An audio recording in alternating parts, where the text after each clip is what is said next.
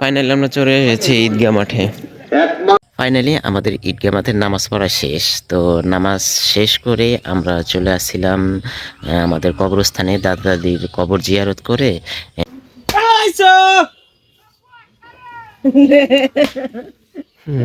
এখন এই যে খড়ি দিয়া এখন এই চুলা ধরায় দেব, মাটির চুলা। আজকে মাটির চুলাতে আজকে বিরিয়ানি রান্না হবে। এই আস্তেটা আমরা টেস্ট করব। ভাইয়া ওঠ রে, ওঠ, ওটা খা। সিদ্ধ না ভালো করে হলো। আজকে লাঞ্চের মেনুতে আছে, এখানে হচ্ছে বিরিয়ানি, আর এখানে আছে গরুর মাংস, মানে বিফ। হ্যাঁ, আর এখানে আছে ছালাদ, লেবু, টমেটো সব মিশালো এবং কাঁচা মরিচ। হ্যালো এভরিওয়ান, আসসালামু আলাইকুম। This is me Mehedi Hasan and welcome back to my another daily lifestyle blog video. তো গাইস, আজকের এই ঈদের দিনে আমি যা কিছু করি সব কিছুই এই ভিডিওর মাধ্যমে আপনাদের সঙ্গে শেয়ার করার চেষ্টা করব। তো চলেন ভিডিওটি শুরু করা যাক। তো আমরা এখন যাইতেছি ঈদগাহ মাঠে নামাজ পড়তে। ভাইয়া যাইতেছে আর আব্বু ওই যে রাস্তায়। তো নামাজ শুরু হচ্ছে 9টায়। এখন বাজে 8:30। এখন আমরা রওনা যাব, তারপরে ঈদগাহ মাঠে গিয়ে তারপরে আপনাদের সব কিছু দেখাবো নি।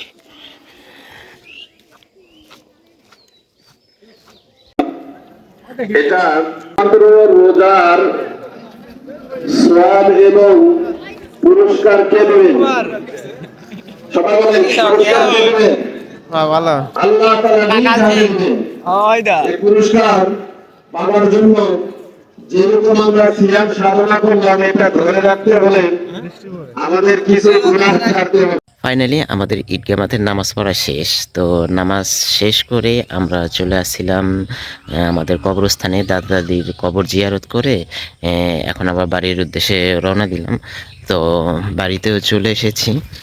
তো এখন খাওয়া দাওয়া করবো, খাওয়া দাওয়ার পর আপনাদের সাথে আবার কথা হবে। তো নামাজ পড়ে এসে এখন আমি খাবো সেমাই। এবার খাসো? হ্যাঁ, খাসো সেমাই? যেমন আমার কানে দিত দেখো সুন্দর করেছি রে। ওগুলো আম্মা করেছে। না ছাড়া পুরাটা ঢুকা দিব, একটা একটা ফালটা করে ফেল, ফালটা করলে একটা একটা করে ঢুকা দিব নি।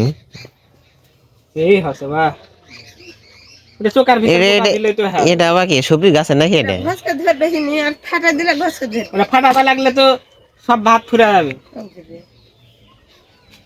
ওটা ফাগাতলে আজ এই কলা গাছে ঢুকাতে করে ফেলে যাবে, দেখিস। মার সাথে কথা কইছো? হে মার আইসো কাগজ স্লোগান দিয়ে আগা কাটলো। নারকেলের সোনা এগুলা কি ভাবে জাল দিব? না কোন আর বসলে দেখো যা তুই বলে দেখছিস যা আমি আর মাটির চুলার একটা স্বাদই আলাদা। কেবা ওলা দিত গে এ পাতা দে এ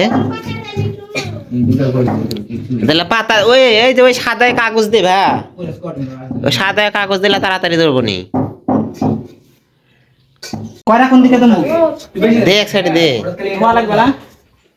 অবশ্য চুলা জ্বালানো শেষ। করে দে। আজকে বাসায় বিরিয়ানি রান্না হবে, এই জন্য এখন এই যে কড়াতে তেল দিয়ে পেঁয়াজ ভাজা হচ্ছে। তো টাকা প্লেস মন না না। কতক্ষণ লাগবে এটা হতে? হ্যাঁ, আরো লাল 5 মিনিট।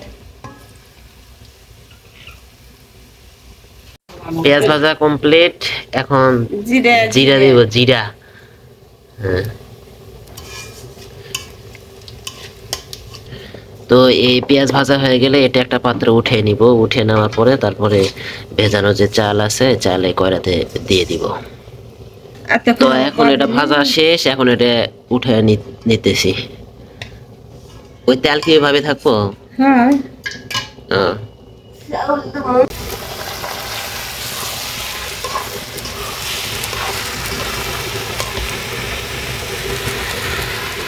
এই কি গরম মশলা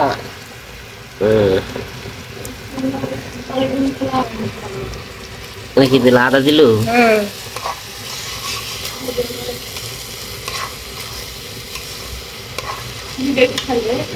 লবণ।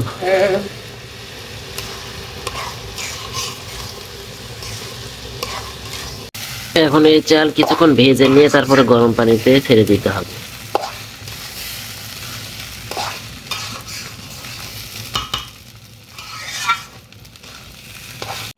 তো আমাদের এখন চাল ভাজা শেষ। এখন এই বড় পাতিলে কিছু পরিমাণ মতো পানি নিয়ে এখন ওই ভাজা চাল এখানে ঢেলে দিতে হবে। আর ইস করা লাগবো। না চাল দেওয়া আমাদের পানি এখন গরম হয়ে গেছে। এখন আমাদের এই ভাজা চালটা এখন ঢেলে দিতেছি। সব একসাথে দিয়ে দিন, পড়ে যায় না জানা। তো এখন আর কতক্ষণ লাগবে এটা হতে? 10-15 মিনিট। আহ, আজকে মাটির চুলায় গরুর গোস্ত রান্না হয়েছে। তো এখন আমরা টেস্ট করে দেখবো যে সবকিছু ঠিক আছে কিনা। এখন দাঁত তো আছে, দাঁত তুই ফাঁক। ব্যথা ধরা যায় সঙ্গে। আর একটু সিদ্ধ হবে। আর যদি আজকে রাতের মধ্যে বৃষ্টি না হয়, আমাদের বিরিয়ানি রান্না শেষ। এখন পেঁয়াজের বেরেস্তা দেওয়া হইতেছে। ঘুমনা আছে।